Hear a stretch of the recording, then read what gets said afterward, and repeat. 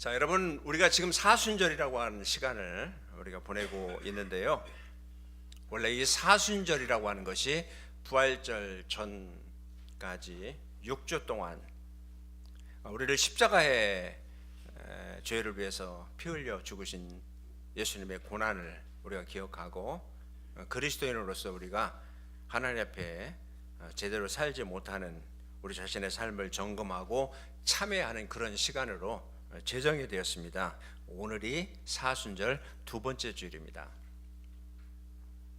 자, 그렇다면 우리가 이 뜻깊은 사순절을 보내는 우리가 가져야 될 영적인 자세가 어떤 것일까요?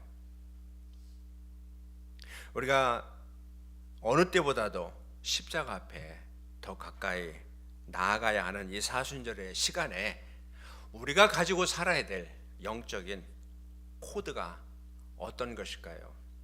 두 가지라고 봅니다. 하나는 경건이고 또 그리고 하나는 절제라고 하는 겁니다. 자, 오늘 본문에서 예수님께서 누구든지 나를 따라오려거든 자기를 부인하고 자기 십자가를 지고 나를 따를 것이다 라고 그렇게 말씀을 하셨어요.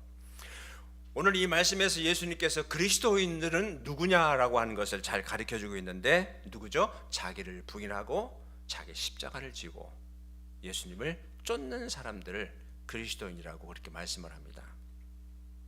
그렇다면 우리가 십자가를 진다라고 하는 것은 어떤 뜻일까요? 예수님처럼 정말 무거운 십자가를 이렇게 지고 금욕과 그리고 고통을 친히 감당하는 그런 뜻일까요? 아닐 겁니다. 자기 십자가를 지고 주님을 따른다라고 하는 그런 의미는 경건과 절제를 추구하는 삶을 산다라고 하는 그런 겁니다. 그래서 오늘 우리가 이 사순절의 두 가지 영적인 코드인 경건과 이 절제라고 하는 말씀을 우리가 함께 나누기를 원해요. 사순절의 첫 번째 영적인 코드가 경건이라고 하는 겁니다. 경건. 그러니까 사순절의 이 스피릿을 가장 잘 설명할 수 있는 단어가 있다면 경건일 거예요. 누구든지 나를 따라오려거든 자기를 부인하고 자기 십자가를 지고 나를 따를 것이다. 이 말씀을 한마디로 요약한다면 그게 뭘까요? 경건이라고 하는 걸 거예요. 자, 이 경건이라고 하는 것이 그러면 뭘까요? 우리가 영어 성경에 보면 영어로 godly 혹은 godliness 이렇게 표현하거든요. 그걸 이렇게 더 뜻을 풀이해 보면 하나님을 닮는 것 혹은 하나님을 향해서 한 마음을 갖는 것, 이게 바로 경건이라고 하는 그런 뜻입니다. 두 마음이 아니라 한 마음. 여러분, 두 마음을 품는 것은 그게 경건이 아니라고 하는 거예요. 왜 우리 예수님께서 천국을 말씀하실 때 돌이켜 어린아이 같지 아니하면 하늘나라에 들어갈 수 없다라고 말씀하셨을까? 어린아이는 두 마음을 품지 않잖아요. 어린아이들은 순수하잖아요. 어린아이들은 단순하잖아요. 근데 어른들은 두 마음을 품고 복선을 깔고 복잡하잖아요. 경건은 하나님을 향해서 한 마음을 품는 거예요. 두 마음을 품고 마음이 갈라지는 것은 경건이 아닙니다. 거룩이 아니라고 하는 거예요. 신약성경 야고보서에 이런 말씀이 나오는데요. 야고보서 1장 7절부터 8절 읽어보실까요? 시작. 이런 사람은 무엇이든지 주께 얻기를 생각하지 말라. 두 마음을 품어 모든 일에 정함이 없는 자로다. 아멘. 두 마음을 품어. 원래 이 말씀은 이 기도를 가지고 이렇게 하는 그런 얘기죠. 그러니까 기도할 때 기도에 대한 확신을 갖지 않고 의심하는 사람은 하나님 앞에 기도의 응답을 받을 생각을 하지 말아라. 이런 사람들은 두 마음을 품어서 뭐가 정함이 없는 사람이다, 그런 얘기예요. 그러니까 우리가 기도할 때 그럴 때가 있잖아요. 정말 하나님을 믿으면서 기도할 때도 있고, 또 이게 정말 응답이 될까, 이 병이 정말 나을까 이러면서 의심도 하잖아요. 그러니까 두 마음은 기도 응답을 받기가 어렵다라고 하는 그런 얘기예요. 하나님을 향한 이 불신앙과 염려라고 하는 것으로 자꾸 마음이 갈라지면 우리가 두려움이 오고 그리고 불안하잖아요. 그러니까 마음이 나뉘면 하나님의 뜻을 성취할 수가 없는 거예요. 성경에 보면 이런 말씀이 있어요. 하나님은 믿는 자 속에서 역사한다라고 하는 그런 말이 있는데, 그 믿는 자라고 하는 건 뭐죠? 한 마음을 가지고 전심으로 하나님만을 바라보고 신뢰하고 의뢰하는 것을 얘기하는 거예요. 그게 경건이라는 거죠. 그게 거룩이라고 하는 거죠. 그래서 하나님은요, 마음이 나뉘는 거 그렇게 좋아하지 않으세요. 하나님은 막 섞이고 혼합하는 걸 싫어하세요. 그러니까 아마 이게 제 생각인데, 하나님이 제일 싫어하는 음식은 아마 이것저것 다 넣고 비벼 먹는 비빔밥을 가장 싫어하지 않을까. 왜? 섞이기 때문에. 그러니까 무엇이든지 혼합이 되고 섞일 때 거룩은 상실이 되는 거예요. 순수함은 사라지는 겁니다. 경건은 깨지게 되는 거예요. 자, 구약 성경에 이스라엘이 다른 이방 민족과 전쟁할 때 보세요. 하나님이 막 잔인할 정도로 하나도 남겨놓지 말고 다 뭐라고 그러죠? 잔멸해라, 그렇게 얘기하잖아요. 그리고 그들과 혼인도 안 된다고 얘기하잖아요. 때로는 전리품도 취하지 말라고 얘기하죠. 무슨 뜻일까요? 하나님의 잔인함의 문제가 아니라 뭐죠? 거룩의 문제예요. 그게 바로 경건의 문제예요. 내가 거룩하니 너희도 거룩하라라고 말씀하시는 거예요. 우리가 구약 성경을 읽어보면 여러 차례로 바로 그 부분을 하나님이 강조하고 이스라엘 백성들에게 가르치는 것을 우리가 보잖아요. 하나님은 심지어 밭에 씨를 뿌릴 때도 종자를 섞어서 뿌리지 말라고 그랬다고요. 자, 우리 성경에 레위기 19장 19절 한번 읽어보실까요? 시작. 자, 레위기 19장 19절. 자, 우리 같이 읽어요. 시작. 너희는 내 규례를 지킬지어다. 내 가축을 다른 종류와 교미시키지 말며 내 밭에 두 종자를 섞어 뿌리지 말며 두 재료로 직주한 옷을 입지 말지며. 그러니까 심지어 두 재료로 직주한 옷도 입지 말아라. 옛날로 얘기하면 혼방도 입으면 안 돼요. 심지어 성경에 보면은 술도요, 혼합한 술 마시지 말라고 그랬어요. 전 잘 모르겠는데 혼합한 술이 뭐 폭탄주를 얘기하는 건지. 그래서 여러분, 이 말씀을 듣는 여러분, 그럼 맥주만 마시면 되겠네, 소주만 마시면 되겠네. 그것도 물론 잘못된 걸 거예요. 순수의 문제죠. 거룩의 문제예요. 이게 경건입니다. 심지어 성경은 남자가 여자의 옷을 입지 말고 여자가 남자의 옷을 입지 말라고 말씀하셨어요. 근데 오늘날 이 세상 보세요. 여자가 남자 같은 옷을 입고 또 남자가 여자 같은 옷을 입고, 그걸 또 무슨 패션계에서 유니섹스 모드라고 그래서 당연한 것처럼 얘기하는 이런 시대를 지금 우리가 살고 있잖아요. 근데 하나님은 그걸 싫어하신다는 거예요. 남자는 남자고 여자는 여자고, 그래서 남자는 남자 옷을 입고 여자는 여자 옷을 입고, 오늘 이 세계면 화장실도 남자는 남자 화장실을 가야 되고 여자는 여자 화장실을 가야 되는데, 이 세상에 어떻게 된 건지 남자 여자가 다 함께하는 이 화장실로 이렇게 그 갖춰진 이런 세상을 우리가 지금 살고 있잖아요. 하나님이 싫어하시는 거예요. 동성연애, 그렇기 때문에 하나님이 원치 않는 거죠. 남자는 남자, 여자는 여자, 그리고 남자가 그 부모를 떠나 여자와 합하여 한 몸을 이루는 게 그게 정말 결혼이고 가정이지, 남자가 남자끼리 결혼하고 가정을 이루고 여자가 여자끼리 결혼해서 가정을 이룬다? 아닌 거예요, 여러분. 틀렸어요. 그래서 트럼프 대통령이 하나 딱 잘하는 게 뭐냐면, 지금부터 미국에는 뭐죠? 그렇지, 예, 그건 정말 마음에 드시더라고.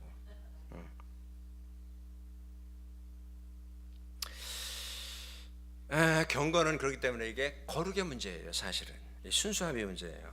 제가 딸만 셋이잖아요. 그래서 어떤 목사님에게 농담조로 이렇게 자랑을 했어요. 사람들이 뭐 이렇게 아들 낳고 딸 낳고 막 이거 낳고 저거 낳고 그러는지 몰라. 나는 순수해서 딸들만 낳았어요. 그랬더니 그 목사님 딱 성경 가지고 저를 반박하던데요. 요한일서 5장 12절에 아들이 있는 자는 생명이 있고 아들이 없는 자는 생명이 없느니라 하는 말이 없더라고요. 하나님은 정말 순수한 걸 원하세요.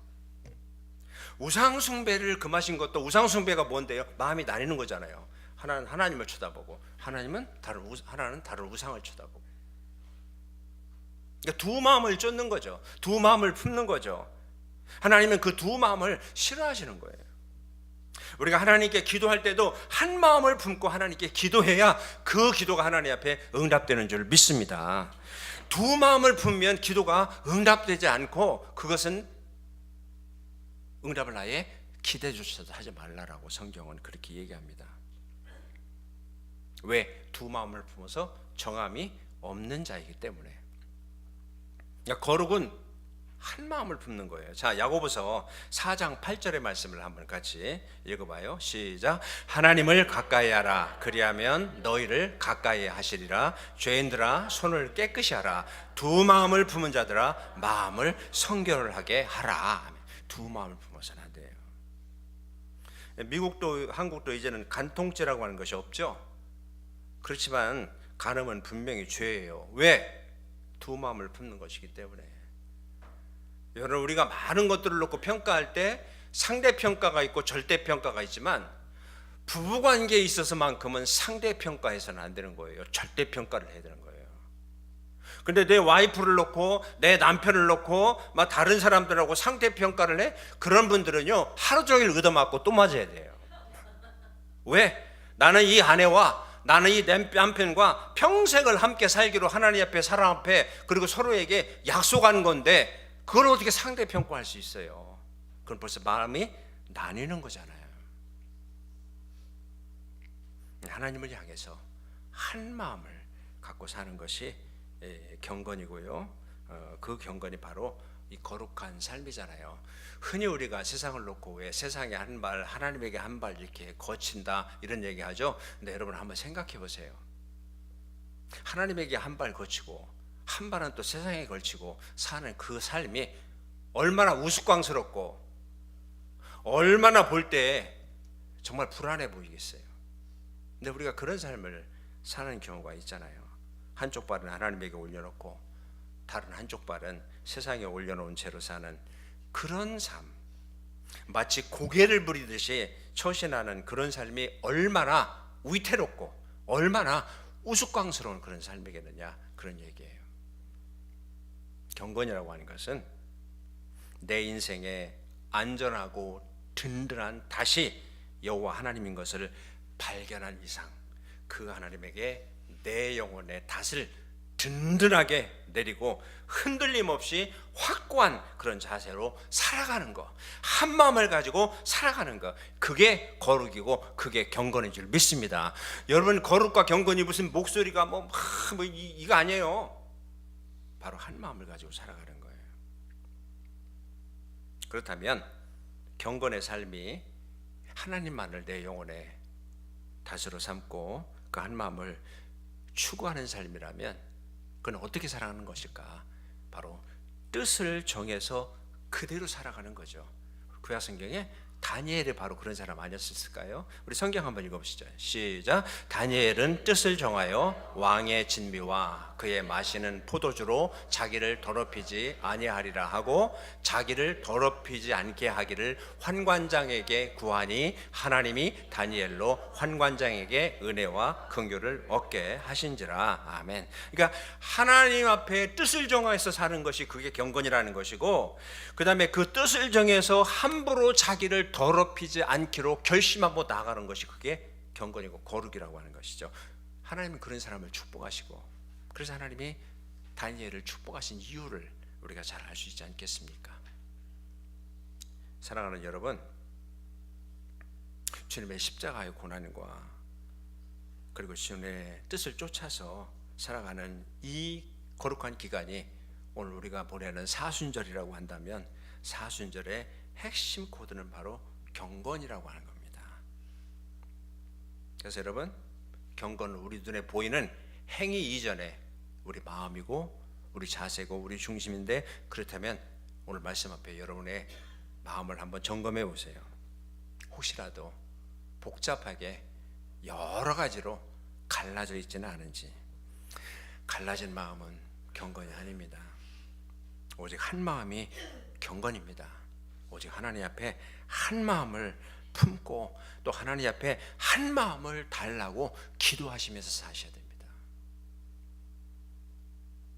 그래서 우리가 이 사순절의 기간 동안 이 경건에 이르기를 연습을 해야 되죠. 자, 디모데전서에 이렇게 얘기하죠. 같이 읽어요. 망령되고 허탄한 싱환을 버리고 오직 경건에 이르기를 연습하라. 육체의 연습은 약간의 유익이 있으나 경건은 범사에 유익하니 금생과 내생에 약속이 있느니라. 아멘. 육체의 연습은 정말 건강을 위해서 우리가 필요하죠. 몸의 건강을 위해서. 마찬가지로 경건의 연습도 우리의 영적인 건강을 위해서 필수예요. 그래서 말씀과 기도를 통한 경건의 연습, practice, 이게 필수인 거예요.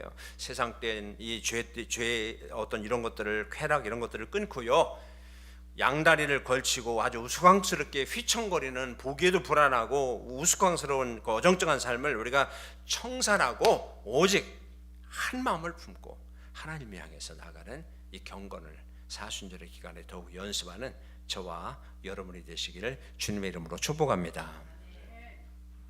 자, 두 번째 사순절의 코드가 뭐냐면 절제라고 하는 것이죠. 절제, 셀프 컨트롤이라고 하죠. 그러니까 절제를 우리가 이게 사전에 찾아보면 정도에 넘지 않도록 알맞게 조절하여 제한한다, 이런 뜻도 있고요. 또 하나는 뭐냐면 개인이 자발적으로 무엇인가를 하지 않는 것을 우리는 절제라고 그렇게 얘기합니다. 여러분, 한때 세계 그 유명한 3대 그 남자들의 그 테너 아시죠? 3 테너스라고 해가지고, 왜 루치아노 파바로티, 그 다음에 플라시도 도밍고, 그 다음에 호세 까레라이스, 이 세 사람이 아주 이렇게 노래하는 거 여러분 아시죠? 저도 정말 좋아하는데, 이 세 사람 중에 누가 더 뛰어나냐, 이거는 비교가 서로 불가한 것 같아요. 다 나름대로 특징이 있기 때문에. 근데 저는 개인적으로 호세 카레라스라고 하는 사람을 좋아합니다. 왜냐하면 이분의 인생의 그 역정이 이렇게 남다르기 때문에 그렇습니다. 우선 이분은 셋 중에서 몸짓이 가장 작잖아요. 성악가라는 게 그 풍채에서 딱 나오는 그 이 음성인데, 이분은 이 풍채도 없고 소위 허우대가 없잖아요. 그리고 또 하나, 이분은 1987년인가에 그 혈액암, 백혈병으로 그 사선을 헤매다가 다시 살아난 그런 사람입니다. 그래서 이분은 사실은 천부적인 그 재능을 가지고 있는 테너 가수라기보다는 끊임없이 노력하는 사람으로 잘 알려졌는데, 그가 세상에서 최고의 그 성악가의 자리에 올라서 그걸 지키기 위해서 절대로 하지 않는 것, 그 다음에 반드시 하는 것이 있다고 그러잖아요. 절대로 하지 않는 것 말하면 담배를 피우지 않는답니다.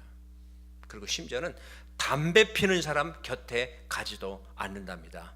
왜냐하면 이 담배 냄새가 이 목소리에는 치명적이기 때문에 그렇답니다. 그리고 그가 반드시 하는 게 뭐냐면 최소한 하루에 30분 이상 엄격하고 규칙적인 발성 연습은 꼭 한다고 합니다. 하루도 거르는 법이 없다고 그래요. 그러니까 죽음을 딛고 내가 일어나 보니까 내가 해야 될 것과 내가 하지 말아야 될 것을 엄격하게 구분하면서 살아가는 절제의 삶이 얼마나 중요한가라고 하는 것을 그들은 깨달아 알았다는 거예요. 결국 그것이 그로 하여금 세계적인 명성이 있는 그런 성악가가 되게 하는 원동력이 된 겁니다. 우리 그리스도인들의 삶 역시 이 호세 까레라스의 그 삶과 같다고 이렇게 얘기할 수 있지 않을까요? 저와 여러분들은 한때도 죄인이었고 죄 삭은 사망이었기 때문에 죽음의 문턱까지 내려갔던 저와 여러분들, 그러나 주님의 십자가의 보혈과 그 은혜로 죽음을 딛고 다시 살아난 그런 사람들이라면, 여러분은 모든 것이 다 가지만 모든 것이 다 우리에게 유익하지 않기 때문에 크리스찬으로서 우리는 해야 될 것이 있고 하지 말아야 될 것이 있는 거예요.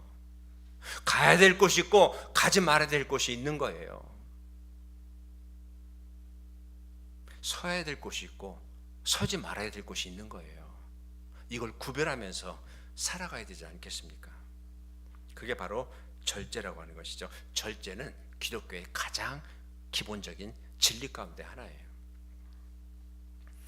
사도행전에 보면 벨리스 총독이 사도 바울을 옥에 가두고 바울을 어느 날 불러서 이렇게 물어봅니다. 네가 도대체 기독교의 도를 얘기하는데 네가 말하는 기독교의 도가 뭐냐라고 얘기할 때 바울은 기독교의 도를 세 가지로 설명하죠. 자, 사도행전 24장 25절 말씀 읽습니다. 시작. 바울이 의와 절제와 장차 오는 심판을 강론하니 벨릭스가 두려워하여 대답하되 지금은 가라. 내가 틈이 있으면 너를 부르리라 하고, 바울 사도가 기독교의 이 도를 세 가지로 얘기하죠. 의와 절제와 심판이다.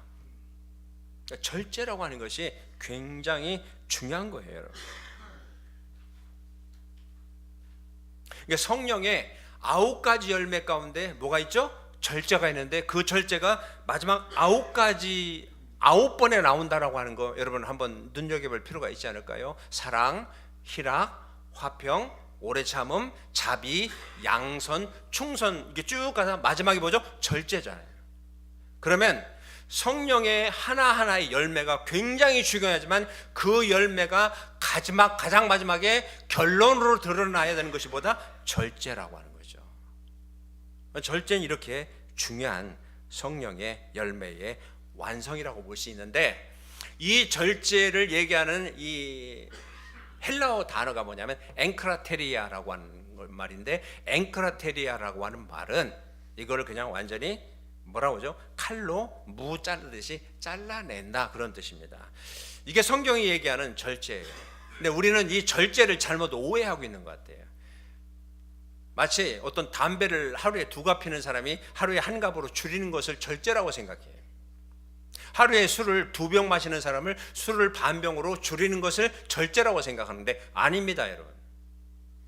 절제의 참뜻은 이게 아니라면 칼로 무를 짜듯이 잘라내는 거예요. 안 하는 거예요. 그게 절제입니다. 줄이는 게 아니에요. 여러분, 마약 환자에게 절제라는 말, 그 마약을 줄여, 이런 뜻이겠습니까? 그 마약이 너를 죽이는 거라면 마약 먹지 말아야 되는 거예요. 끊어야 되는 거예요. 이게 바로 절제예요. 그래서 성령의 9가지 열매의 맨 마지막이 피날레가 바로 이 절제라고 하는 것이, 이게 뜻이 있다라고 하는 그런 사실입니다. 절제는 내가 주님을 위해서 하지 않는 거잖아요. 내가 사랑하는 사람을 위해서, 내가 내 가정을 위해서, 혹은 내가 정말 그 사랑하는 공동체를 위해서 내가 하지 않는 것이 그게 절제 아닌가요? 그러니까 어떤 의미에서 절제는 배려와 사랑이라고 볼 수가 있는 거죠. 그리고 그 부분을 바로 남을 위해서, 다른 사람을 위해서, 주님을 위해서 우리가 쓰는 거죠.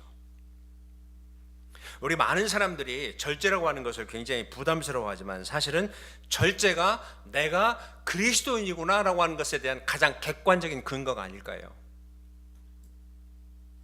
여러분 생각해 보세요. 우리를 성도라고 얘기하죠. 여러분 아마 이렇게 장례식 같은데, 아니면 우리가 뭐 텔레비전에 누가 이렇게 죽었을 때 반드시 거기에 십자가, 예수 믿는 사람은 십자가 해놓고 성도, 아무개, 목사, 집사, 권사, 장로 그러죠.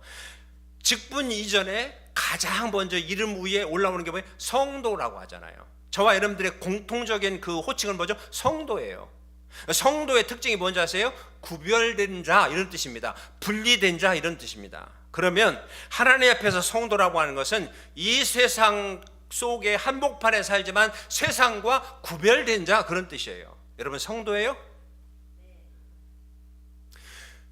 우리가 이 세상 속에서 세상의 모든 것들과 다 동화된다라고 하는 것은 성도가 아닙니다.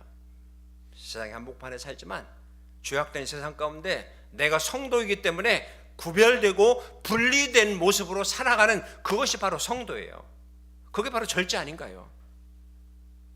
여러분, 우리는 남들이 다 하는 대로 그런 탐욕에 이끌려 사는 사람들이 아닙니다. 그렇게 돼서는 안 되는 거예요. 하고 싶은 거 다 하고, 먹고 싶은 거 다 먹고, 가고 싶은 곳 다 갈 수 없어요. 왜요? 우리는 그리스도인이고, 우리는 성도이고, 우리는 절제된 삶을 살아야 되기 때문에. 믿으시면 아멘 하세요. 그래서 절대는 우리에게 절제라고 하는 것은 부담이 아니에요. 이것은 그리스도인으로서 마땅한 것이고 당연한 것이라고 이렇게 볼 수가 있습니다. 내 삶을 주님을 위해서, 하나님의 영광을 위해서 사용하고 겸손하게 주님을 따라가는 삶을 추구하는 사람들에게 자연스럽고 마땅한 것이, 그렇기 때문에 절제인 것입니다.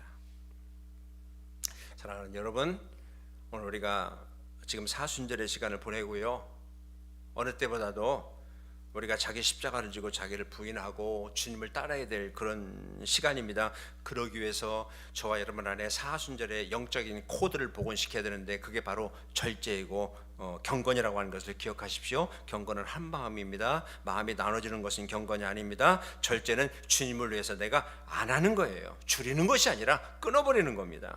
그런데 이 경건과 이 절제의 본질은 저는 무엇 다움에 있다고 생각해요. 타이틀에 있다고 생각하지 않아요. 무슨 말씀입니까?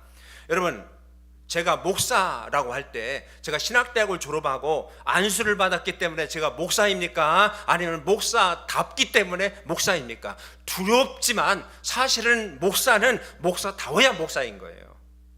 마찬가지 아닐까요? 장로님, 권사님, 집사님 직분을 받았기 때문에 아니라 정말 장로님 다 와야 되고 권사님 다 와야 되고 목사님, 권사님, 집사님 다 와야 되는 거예요.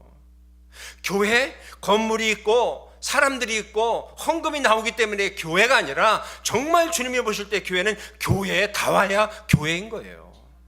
그 본질이 바로 경건과 절제를 추구하는 그런 모습 속에서 이루어지는 것이 아닐까요? 정말 축복하고 소망하는데요, 이 사순절의 기간 동안 저와 여러분들이 영적인 두 가지 이 중요한 코드, 경건과 이 절제를 가지고 어느 때보다도 십자가 앞에 가까이, 그리고 주님과 가까이 동행하는 이런 복된 삶을 우리가 다 살아갈 수 있기를 주님의 이름으로 축원합니다. 기도하겠습니다.